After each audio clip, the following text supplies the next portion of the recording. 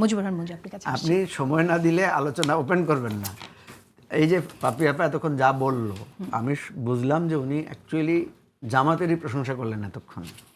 কারণ উনি জামাত এত শক্তিশালী, এত কাজ করে ফেলছে, ওনাদের দলের মধ্যেও ঢুকে এই যে জমিরুদ্দিন সরকারের মানে পিএস হয়ে গেছে, তারপরে মতিন চৌধুরীকে হিপনোটাইজ করে ফেলছে। মুসলিম লীগ থেকে যারা আসছে তারা অবশ্যই জামাত আর বিএনপিকে এক কাতারে এক লাইনে এক বোতলে ঢোকাতে চায়। এই জিনিসগুলো যেটা হয় এতে অ্যাকচুয়ালি জামাতেরই প্রশংসা করা হয়। ঠিক আছে, আপনাকে একটা জিনিস খেয়াল রাখতে হবে, আপনি যদি অপকর্মের সত্য প্রকাশ কখনো না, ঠিক আছে আমি একটু শেষ করি আপা, আমাকে একটু সুযোগ দেন।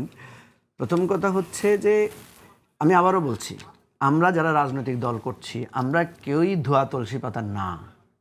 ঠিক আছে, আমার জায়গা থেকে আমার অনেক অপরাধ আছে, আপনার জায়গা থেকে আপনাকে আচ্ছা আমরা কি এখানে তিনজনের মধ্যে কেউ দায়ী করতে পারি যে আমি কোনো পাপ করি নাই জীবনে, আমি একদম ধোয়া তুলসী পাতা, আমি একদম স্তব্ধবে পারি না? তো আমরা টুকটাক ভুল, রাগ, অভিমান করি না? আমরা বাসায় বাচ্চাকে দুইটা করে মানে থাপ্পড় দেই নাই, কে দেই নাই? দিছি তো। আমি দিই নাই। আর আপনি দিবেন না, কারণ আপনি আমেরিকান ইয়াতে করছেন, জেলে যাইতেন দিলে। আমরা তো দিয়েছি। যাই হোক,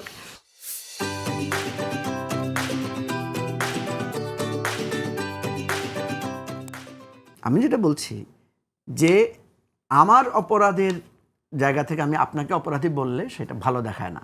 যেমন ধরেন বাপি আপা এতক্ষণ যা বললেন, ঠিক আছে, আজকে যদি এখানে আমার জায়গায় জামাতের কেউ থাকতো, উনি দেখতেন বিএনপির এতগুলো তুলে ধরতো, বিএনপি এত খুন করছে, নিজেদের দলের লোক খুন করছে, বিএনপি নিজের দলের লোক খুন করছে, মানে কত, এটার অনেক ডাটা আপনি পত্রিকায় পাবেন।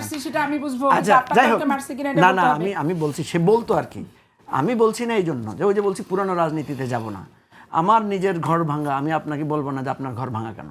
হ্যাঁ ঠিক আছে, বিএনপি খুব ভালো, বিএনপি খুব মানে সুশীল, তাদের রাজনীতি অনেক গণতান্ত্রিকতা আছে, তাদের নিয়মতান্ত্রিকতা আছে। ওয়েল, আমি আমার জায়গা থেকে আমি প্রশংসা করতে চাই, আমি আমার আত্মসমালোচনা করব। কথা হচ্ছে যে এই জায়গায় আমি ভালো আপনি খারাপ, আপনি বলবেন আপনি ভালো আমি খারাপ, এইটাই তো ওল্ড পলিটিক্স।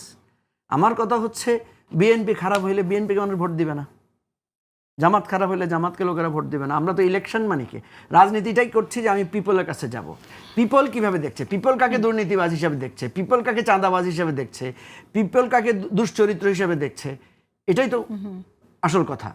কথা হচ্ছে দিন শেষে আমরা যে গণতান্ত্রিক রাজনীতিটা করি, যেমন আপনাকে আমি তো বললাম যে জামাত এবার একটা অ্যাডভান্টেজ পেয়েছে, তারা এবারে সর্বোচ্চ ভোট পেয়েছে তাদের হিস্ট্রিতে।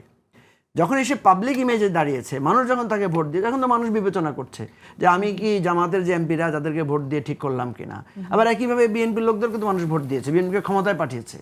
এই যে কথাটা বললেন, আমি আপনাকে পড়ে শোনাতে পারি নাই, পড়ে শোনাই আপনাকে একটু করে, কারণ আপাতত অনেকগুলো কাগজ নিয়ে দেখেন। বিএনপির ঘোষিত 31 দফার 9 নম্বরে বলা হচ্ছে, রাষ্ট্রের সকল সাংবিধানিক, আইনগত ও স্বায়ত্তশাসিত প্রতিষ্ঠানকে দলীয়করণের, খেয়াল করেন, দলীয়করণের প্রভাবমুক্ত করে স্বচ্ছ ও জবাবদিহিতামূলক প্রতিষ্ঠানে রূপান্তরিত করার প্রতিশ্রুতি দিচ্ছি।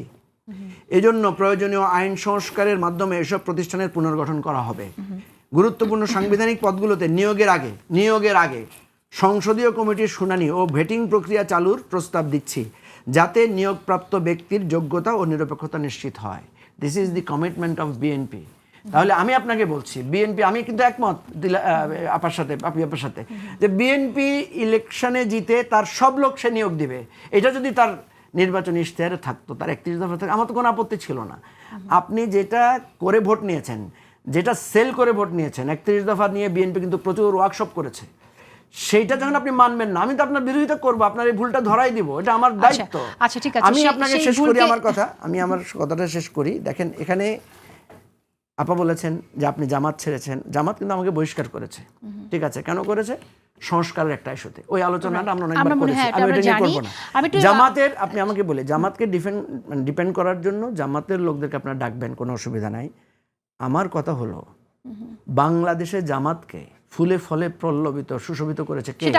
বাংলাদেশের ধর্মভিত্তিক, বাংলাদেশের ধর্মভিত্তিক রাজনীতি। জামাতের অধীনে গেলেন, আপনারা কি জামাত ছাড়বেন? না না, আমি অন্যরা ফুলে ফাঁপি বলছে, আপনারা জামাত ছাড়বেন। আমি আপনাকে বলছি না, আমি আপনাকে শেষ করি কথাটা। আমি তো আপনাকে না করছি না, আপনার কথা বলার অধিকারকে আমি কাটাল করছি না।